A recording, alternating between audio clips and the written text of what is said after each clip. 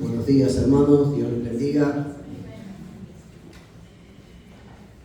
Va a aparecer en pantalla un gran dilema que tienen muchos padres hoy en día.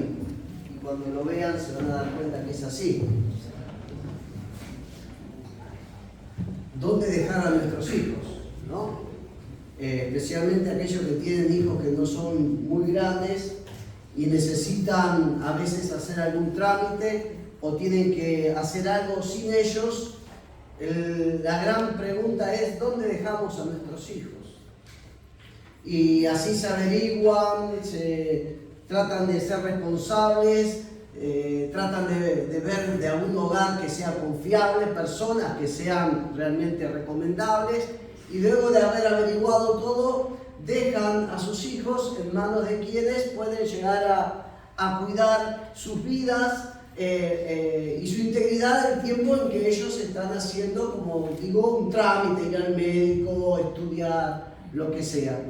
No obstante, la pregunta de esta mañana, de dónde estamos dejando a nuestros hijos, no se refiere tanto en un sentido espacial o geográfico, refiriéndonos a qué lugar o dónde los podemos estar dejando, sino que la pregunta se responde en sentido espiritual. Y abro un paréntesis acá, porque quizás algunos de ustedes me dicen: bueno, pero yo no tengo hijos. Pero si sos joven, yo creo que en algún momento de tu vida lo vas a tener. Y si no sos tan joven, quizás también lo vas a tener en algún momento. Alguien me dice: bueno, pero yo no tengo hijos ni pienso tener hijos. Sí, pero siempre hay alguien en la vida que nos está observando. Si un hermano menor, una hermana menor, alguien al que estamos discipulando, algún sobrino, algún nieto. Siempre vamos a estar en la vidriera de alguien. Y siempre alguien nos va a estar observando. Y cierro este paréntesis para seguir explicándoles que cuando yo me pregunto y nos pregunto entre todos dónde estamos dejando a nuestros hijos, me estoy preguntando si los estamos dejando, en qué condición espiritual los estamos dejando frente a la vida, en qué situación los vamos a dejar cuando tengan que enfrentar su futuro por ellos mismos. Podemos preguntarnos entonces: ¿los estamos dejando en una posición espiritual beneficiosa?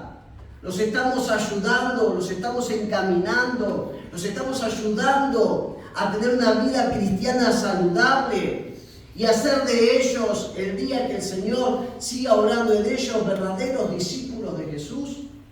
¿O lamentablemente hoy por hoy, con nuestro propio ejemplo, con nuestra relación personal con el Señor, con nuestro servicio a Él, con las palabras que nos están escuchando decir a nosotros, con las actitudes que nos están observando, estamos ayudándolos o los estamos perjudicando?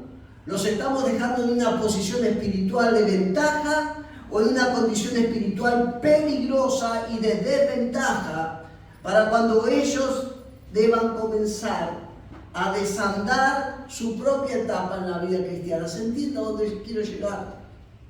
¿Dónde estamos dejando a nuestros hijos?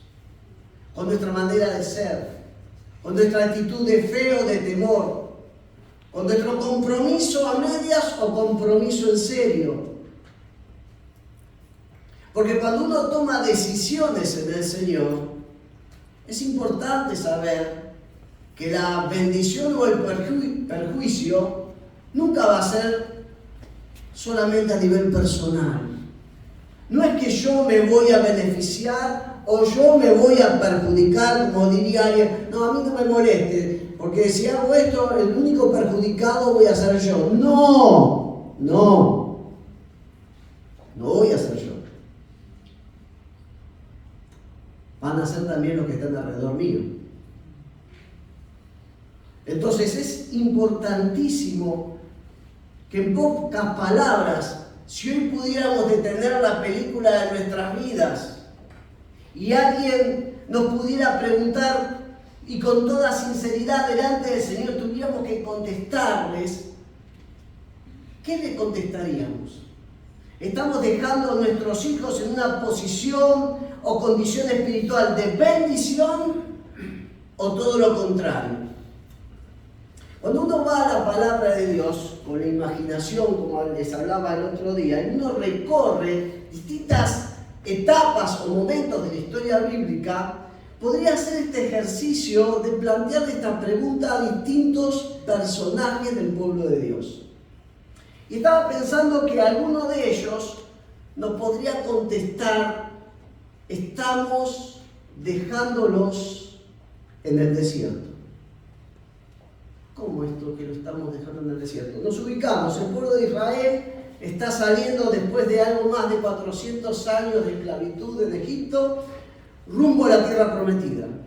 Frente a ellos el Mar Rojo se abre y salen primero para ir al Sinaí, pero luego, destino final, la tierra que fluye leche y miel. Y si le hubiéramos preguntado a cualquier hebreo de ese momento, ¿dónde estás pretendiendo dejar a tus hijos? Ese hebreo nos habría dicho con mucho entusiasmo, con mucha esperanza: estoy llevándolos a la tierra prometida, a la tierra que fluye leche y miel, ahí los quiero dejar. Pero si nos hubiéramos encontrado con ese hebreo tan solo 2 años después y le hubiéramos hecho la misma pregunta, nos hubiera sorprendido que su respuesta había cambiado drásticamente. Y él nos podría haber contestado cerca de un lugar que se llamaba Cades Barnea. Nos hubiera contestado: creo que el mejor lugar donde puedo dejar a mis hijos es aquí en el desierto. Acá van a estar seguros, tranquilos. Hermanos, dejar a nuestros hijos en el desierto, yo lo interpreto como dejar a nuestros hijos en una condición de desventaja espiritual. El desierto es figura de una vida cristiana monótona, chata, aburrida, sin nuevos desafíos, sin grandes metas por delante. Si ustedes lo escuchaban a Dios hablándole duramente al pueblo de Israel allí en Números 14, versículos 32 y 33, van a escuchar que les dijo: pero en cuanto a ustedes, caerán muertos en este desierto, sus hijos serán como pastores que vagarán por el desierto durante 40 años. Y de esa manera ellos pagarán por la infidelidad de ustedes. Ojo con esto. Sabemos que cada uno va a pagar el castigo de sus propios pecados, pero es una verdad bíblica irrefutable que nuestros propios errores los sufren los que vienen detrás nuestro. Y acá hay una generación que iba a vagar en el desierto. ¿Por qué? Sigue diciendo: por la infidelidad de ustedes, hasta que el último de ustedes caiga muerto en el desierto. Podemos estar dejando hoy por hoy, si cortáramos la película de nuestra vida hoy, si nuestros hijos hoy tuvieran que empezar su propia etapa como hijos de Dios, como cristianos, los podríamos estar dejando en el desierto, en una vida cristiana segura, de poco vuelo, ¿sí? No me pidan mucho, vamos a lo seguro. Grandes desafíos no, perfil bajo. Por su falta de fe en Dios, por su temor, el 99,99% de aquella generación del pueblo de Dios que había salido de Egipto murió en el desierto. El 99,99%. El 100% de sus hijos, el 100% fueron condenados a 40 años de desierto. Y cuando nuestras decisiones cotidianas manifiestan más temor que fe en Dios, estamos empujando a nuestros hijos al desierto. Cuando nuestras prioridades manifiestan falta de fe en Dios, seguimos empujando al desierto a nuestros hijos. Nos trasladamos y nos vamos con nuestra imaginación al Nuevo Testamento. Y ahí, si pudiéramos reportear antes de esa muerte repentina que tuvo este matrimonio que dejó conmovido a la iglesia primitiva, un tal Ananías y Zafira, y antes que le hubiera pasado lo que les pasó, le hubiéramos hecho este mismo cuestionamiento: ¿dónde están dejando, Ananías? ¿Dónde estás dejando, Zafira, tus hijos? Ellos nos habían contestado: los estamos dejando sobre un escenario, sobre las tablas de un escenario. Quizás ustedes ya saben, creo que se lo escuché también explicarlo en algún momento, en un jueves al pastor Daniel, el término hipócrita es un término que está en la Biblia, es un término bíblico, pero viene del mundo griego. El hipócrita era el actor en el teatro griego, era aquel que usaba máscaras, y no solamente usaba máscaras, sino que hasta tenía a veces detrás de las máscaras ciertos elementos que le permitían distorsionar o amplificar su voz. El hipócrita, según la palabra de Dios, es quien pretende o finge ser algo que no es. Si bien significaba actor o protagonista en el teatro griego, los actores no solo se colocaban diferentes máscaras, sino que fingían, actuaban, trataban de aparentar algo que no eran. Es importante hablar de la hipocresía, ¿saben por qué? Porque Jesús habló mucho de la hipocresía. Era quizás uno de los pecados que más lo sulfuraba Jesús. Si ustedes van, por ejemplo, al libro de Mateo, 15 veces este término aparece en boca de Jesús. Término duro. Pero él lo aplicaba en ese tiempo los escribas y fariseos, que eran notables en su actuación, en su fingimiento. Ahora, volviendo al ejemplo de Ananías y Zafira, ustedes saben, aquellos que vinieron a los apóstoles y dijeron: mira, acá traigo supónganse, los 500.000 pesos que salió el terrenito que vendimos, acá lo ofrendamos a la causa de Cristo. Y Pedro le pregunta: ¿estás seguro que eran 500.000? Sí, acá están los 500.000. ¿No se te cayó ningún billete por el camino? No. Estaban mintiendo al Espíritu Santo. Pero yo soy de los que caratulo este pecado, no solamente de mentira, sino de hipocresía, de querer aparentar una generosidad que no se tenía, una entrega que no era tal. Por eso creo que es muy importante que entendamos que Dios no quiere creyentes que ganen Oscars o Martín Fierros por su actuación. Quiere hombres y mujeres con errores, con defectos, con virtudes, pero que de todo corazón tratan de agradar a Dios y servirle muchas veces a pesar de estos errores. Padres hipócritas pueden producir, y esto es lo más triste, hijos hipócritas. Ustedes habrán escuchado más allá, en más de una ocasión, reportajes a determinados actores o actrices de ámbito nacional o internacional, y muchas veces uno se entera que esos actores o actrices vienen de familias actorales. Su padre era actor de teatro, su madre era dramaturga, y claro, con semejante familia como para que no salga ese actor o esa actriz que era fulanito de tal. Bueno, espiritualmente corremos ese peligro, que cuando uno es actor, entre comillas, los hijos también les salgan actores. Padres hipócritas producen hijos hipócritas. Padres hipócritas terminan dejando a sus hijos sobre un escenario para que ellos también actúen cuando les toque el tiempo. ¿En qué nos basamos para esta afirmación tan dura, decir de que padres hipócritas producen hijos hipócritas? En el hecho bíblico de que la hipocresía es una actitud altamente contagiosa. Es contagiosa. ¿Por qué lo digo? Miren lo que dice Gálatas 2:13. Está escribiendo el apóstol Pablo, uno de los pasajes más duros que le escribe.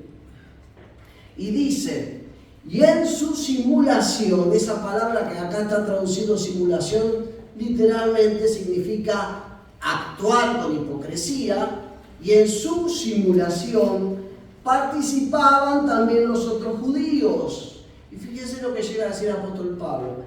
De modo que hasta Bernabé, dice él, y Bernabé para Pablo estaba ahí arriba, porque era el que lo había discipulado, el que lo había ido a buscar a Tarso, lo llevó a Antioquía, lo preparó, fue compañero de su primer viaje. Para él Bernabé era el hermano.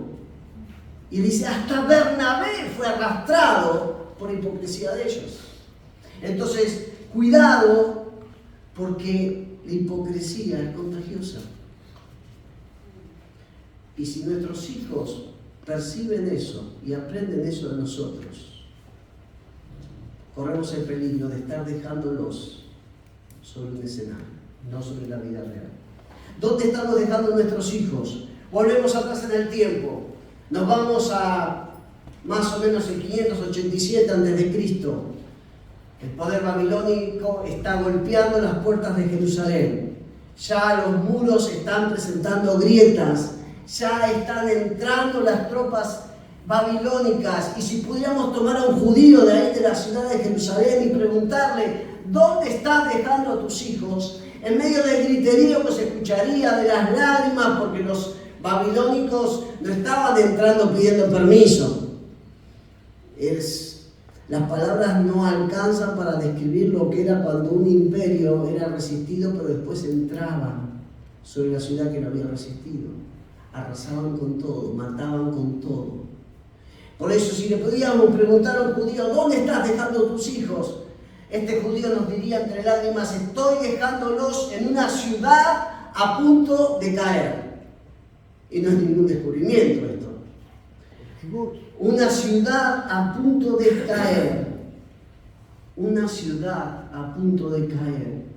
Si ustedes se fijan, Jerusalén estaba cayendo, pero ¿por qué estaba cayendo? Estaba cayendo a causa del pecado del pueblo de Israel. En esta época el pecado de moda, si tuviéramos que aclararlo, era la idolatría. Si por algo va a caer Jerusalén, es porque a pesar de que Dios le mandó una y otra vez profetas diciendo no adoren a otros dioses, confíen solamente en mí, el pueblo de Israel se daba la vuelta y seguía adorando a otros dioses. Por eso leemos en 2 de Crónicas 34, versículos 24 y 25, esto dice el Señor, traeré desastre sobre esta ciudad y sobre sus habitantes, pues los de mi pueblo me han abandonado y han ofrecido sacrificios a dioses paganos. Estoy muy enojado con ellos por todo lo que han hecho. Dejar a nuestros hijos en una ciudad a punto de caer es dejarlos en una condición y situación espiritual muy peligrosa, de debilidad y vulnerabilidad espiritual. ¿A causa de qué? De nuestros propios pecados.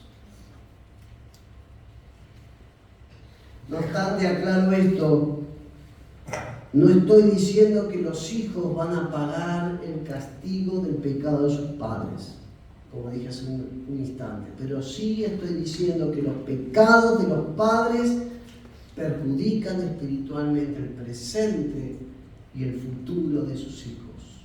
Y no lo digo para desalentar o asustar a los hijos, sino para advertir a los padres. ¿Dónde estamos dejando a nuestros hijos? A esta altura alguien me diría, Guillermo, no sigamos contestando más esta pregunta porque me voy a ir muy deprimido. Pero saben que tengo una buena noticia. La Biblia es hermosa porque tiene de los otros personajes también. De aquellos que queremos observar, que queremos conocer y sobre todo que queremos imitar. Y creo que hay personas que si le preguntáramos dónde están dejando a sus hijos, nos diría, estoy dejando a mis hijos a un buen resguardo. Ese es el caso de Ana, ¿se acuerdan? La mamá de Samuel. Si a ella le hacíamos esa pregunta aquel día, ¿se acuerdan que ya cuando Samuel no era tan chiquito, fue y lo dejó en la casa del Señor, porque así lo había prometido? ¿Ustedes se imaginan una madre que esperó tanto tiempo un hijo, pero que como se lo había prometido al Señor, ¿qué hizo? Cumplió su promesa. Oró por ese hijo, lo consagró al Señor a ese hijo antes de nacer, y cuando nació, con sus actitudes, demostró su fe en el Señor y volvió a su casa con sus brazos vacíos, pero con un corazón lleno de gozo. Y si hubiéramos preguntado, ¿dónde le estás dejando, Ana, a tus hijos? A mi hijo lo estoy dejando en la casa de Dios. Y hermanos, hermanas, podemos dejar a nuestros hijos también, comenzar a dejarlos hoy en la casa de Dios. Y no me estoy refiriendo a dejarlos acá y volverlos a ver el fin de semana que viene, no estoy diciendo eso. Más que a alguno le gustaría leer.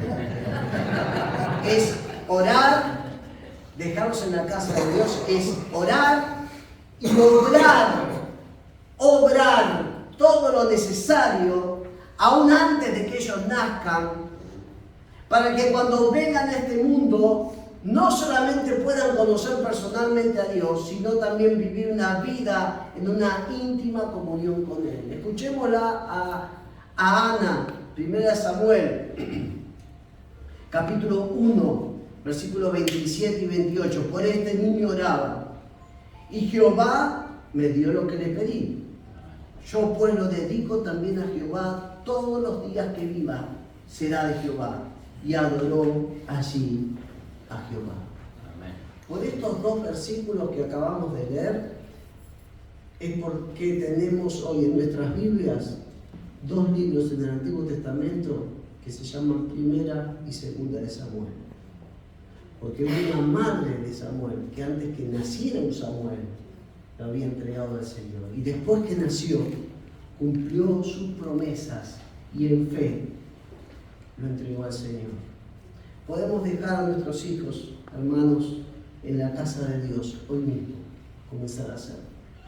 Y saben una cosa, dejarlos a nuestros hijos en la casa de Dios significa dejarlos en un lugar seguro, dejarlos en una situación de seguridad y confianza frente al futuro. Mateo 27, versículos 4 al 6. ¿Se acuerdan de ese hermoso salmo? Dice, lo único que le pido al Señor, lo que más anhelo, es vivir en la casa del Señor todos los días de mi vida, deleitándome en la perfección del Señor y meditando dentro de su templo. Versículo 5 del Salmo 27. Pues Él me ocultará allí cuando vengan las dificultades. Esto es estar en la casa del Señor. Amén. Es disfrutar del cuidado del Señor. Me esconderá en esa intimidad con Él, en su santuario. Me pondrá en una roca alta donde nadie me alcanzará. Entonces mantendré mi cabeza en alto, por encima de los enemigos que me rodean. En su santuario ofreceré sacrificios. Con gritos de alegría y con música cantaré y alabaré al Señor. ¿A quién no le gustaría que nuestros hijos puedan decir esto el día de mañana? A mí me encantaría que todos puedan decir esto cada día de su vida. En el Señor estoy confiado. Tengo problemas, pero el Señor está conmigo. No sé qué viene mañana, pero me hablaron de un Dios cuyo futuro está en sus manos. El Salmo 84:3 dice algo parecido. Hasta los gorriones y las golondrinas hallan donde anidar a sus polluelos. ¿Dónde lo hacen? Cerca de tus altares, Señor de los ejércitos, Rey mío y Dios mío. Sea por la sabiduría natural que Dios le dio a las aves, sea por el instinto de preservación dado por el Creador, no sé por qué, porque no soy veterinario, ni lo pienso ser, pero lo que sí sé es que un pájaro va a poner su nido en el lugar donde sus polluelos estén más seguros que en ningún otro lado. Eso se lo firmo. Se las van a ingeniar, lo van a ver arriba de un poste de luz, lo van a ver en lo alto de un árbol, en un lugar donde usted tiene que llegar hasta el nido para poder verlo, si no, no lo descubre. Las aves son sabias y ponen sus nidos en el lugar más seguro. Y el salmista dice, ¿saben cuál es el lugar más seguro? Los altares de Jehová de los ejércitos. Amén. Sí, sea.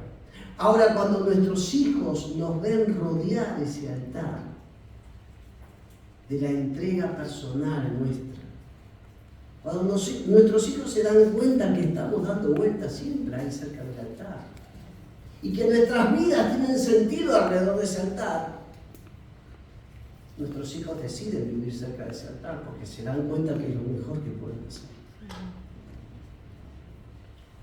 Dejar a nuestros hijos en la casa de Dios no solamente es dejarlos en un lugar seguro, sino también dejarlos cerca de su propia heredad.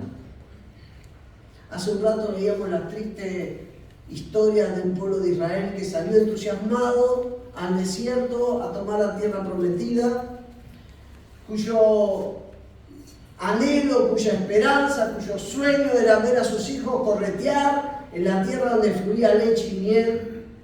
Y vimos que la gran mayoría, el 99,99% de esa generación terminó muriendo y siendo enterrado en el desierto. Pero hubieron 2 muchachos. Por eso no digo 99, no digo 100%. Hubieron 2 muchachos. Un tal Josué y un tal Caleb. Que a diferencia de toda su generación, por la fe, fueron capaces de introducir a sus hijos en la tierra prometida.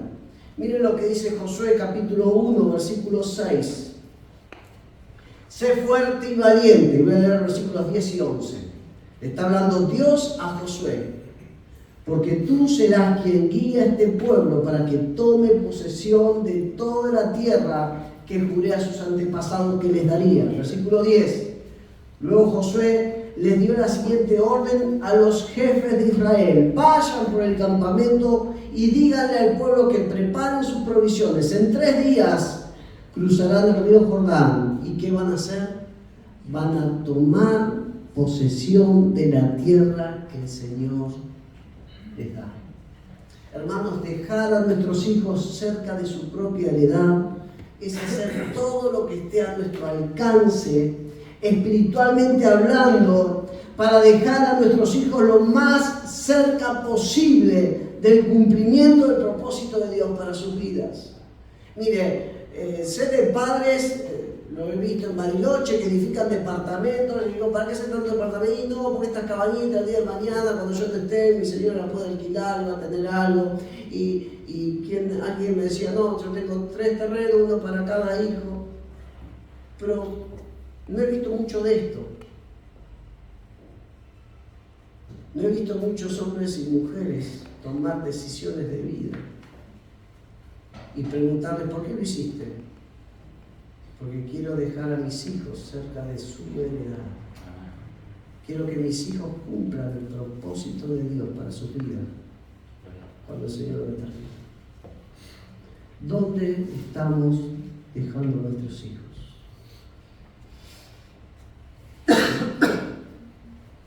Nadie me malinterprete con esto que te estoy diciendo. No estamos propiciando ni hablando de padres o madres perfectos, inmaculados, sin pecados concebidos. No estoy hablando de eso. Estamos hablando de vos y de yo, y de mí. De personas que tenemos debilidades, que tenemos problemas de carácter, que tenemos temores. Pero personas que sabemos que sin Dios no valemos 2 pesos, que sin Dios no vamos ni a la esquina. Personas que en el temor de Dios tratan de que nuestros hijos aprendan que lo más importante del mundo es vivir una vida entregada a Dios. Que si hay un sentido a nuestro breve paso por este mundo, ese sentido solo lo tiene invertir nuestras vidas en la causa de Cristo. Si no, no tiene sentido. Explíquenmelo. ¿Sí? Quiero terminar con los 2 versículos con los que termina el Antiguo Testamento. ¿Ustedes saben cómo termina el Antiguo Testamento? Bueno, termina con Malaquías, sí. Pero fíjense cómo termina. Está hablando del nuevo Elías que había de venir. Pero más allá del nuevo Elías, quiero que nos enfoquemos en la obra del Espíritu a través de este nuevo Elías. ¿En qué iba a consistir? Dice, tomen en cuenta que antes de que llegue el día grande y terrible del Señor, estoy leyendo Malaquías 4:5, yo les enviaré al profeta Elías. ¿Qué va a hacer Elías? Él hará que el corazón de los padres se vuelva hacia los hijos. Y el corazón de los hijos se vuelva hacia los padres, para que yo no venga a destruir la tierra por completo. Así termina el Antiguo Testamento. Esta es la obra del Espíritu de Dios, desde el final del Antiguo Testamento hasta hoy, y lo va a hacer hasta la venida del Señor. Volver el corazón de los padres a los hijos y de los hijos hacia los padres. Otra versión dice reconciliar a padres con hijos. No habla de reconciliar igual, pero es la idea. Acá la palabra es la palabra arrepentimiento. Arrepentirme respecto a algo que estoy haciendo mal respecto a mis hijos, y que mis hijos se vuelvan a mí también como padre. Arrepentidos. Yo te invito a inclinar tu cabeza. Vamos a hablar con Dios. Y te vuelvo a hacer la misma pregunta. Ahí, mientras estás con tu cabeza agachada y tus ojos cerrados, buscando al Señor. Y la misma pregunta es: ¿dónde estamos dejando a nuestros hijos? ¿Dónde estamos dejando a nuestros hijos? ¿Nos estamos dejando en el desierto una vida cristiana chata, monótona, no muy desafiante que digamos? ¿Nos estamos dejando sobre un escenario para que actúen como todos nosotros? Peligrosamente nos estamos dejando en una ciudad que se está cayendo a pedazos, pero se está cayendo a pedazos por nuestros pecados, no por otra cosa, ¿no? O nos estamos dejando en la casa de Dios. Yo te invito a que vos hoy puedas tomar una decisión delante del Señor, muy personal tuya. La pueden tomar como matrimonio, la pueden tomar personalmente cada uno.